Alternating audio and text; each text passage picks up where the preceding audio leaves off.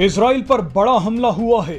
फिलिस्तीन के आतंकी संगठन हमास ने गाजा पट्टी से इजराइल पर एक के बाद एक 5000 रॉकेट दागे हैं। हमास ने यह हमला सुबह 6:30 बजे के करीब किया, जिस वक्त ज्यादातर इजरायली सो रहे थे। जैसे ही हमास के रॉकेट इजराइल में घुसे तो इजराइल का एयर डिफेंस सिस्टम आयरन डोम एक्टिव हो गया। आयरन डोम ने सैकड़ों रॉकेट्स को हवा में ही तबाह कर दिया।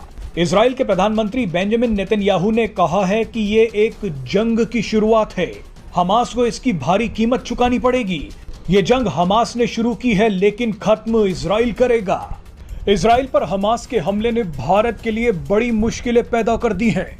इस हमले का खामियाजा भारत को भुगतना पड़ सकता है।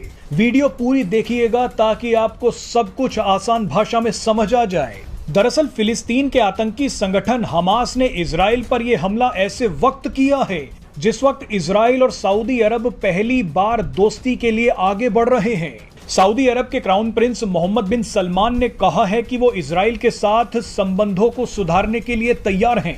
अमेरिका के कहने पर इजराइल और सऊदी अरब अपनी दुश्मनी को खत्म करने के लिए तैयार हो गए हैं। सऊदी अरब और इजराइल में दोस्ती का मतलब है कि फिलिस्तीन का मुद्दा पूरी तरह से खत्म हो जाएगा।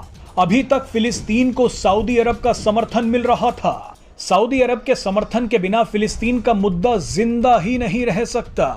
अगर सऊदी अरब और इजराइल दोस्ती कर लेते हैं तो फिलिस्तीन जिस यरूशलेम पर कब्जा करने का सपना देख रहा है वो पल भर में चकनाचूर हो जाएगा।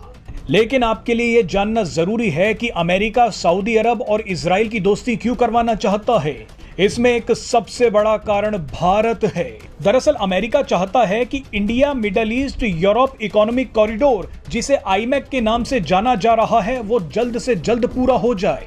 ये इकोनॉमिक कॉरिडोर भारत से निकलकर सीधा यूरोप तक पहुंचेगा। इस नए इकोनॉमिक कॉरिडोर की घोषणा भारत में हुए G20 शिखर सम्मेलन में हुई थी। आपको बता दें कि इसी कॉरिडोर का एक बड़ा हिस्सा सऊदी अरब और इजराइल दोनों देशों से निकलकर यूरोप तक पहुंचेगा।